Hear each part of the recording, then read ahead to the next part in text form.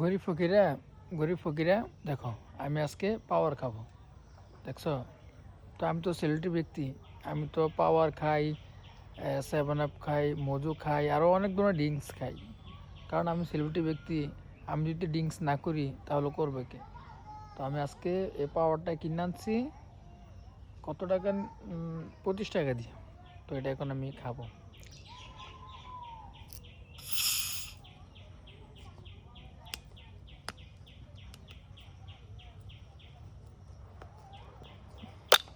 I, খই না এত শক্ত।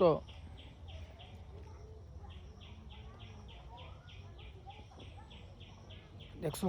পাওয়ার কি সুস্বাদু।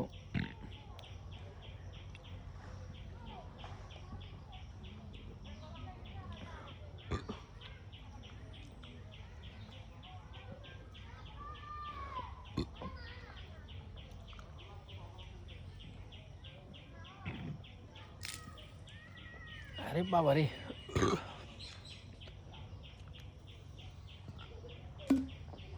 তো গরিব ফকিরা, তোমরা তো দেখলে আমি কোডে একটা পাওয়ার খেলাম।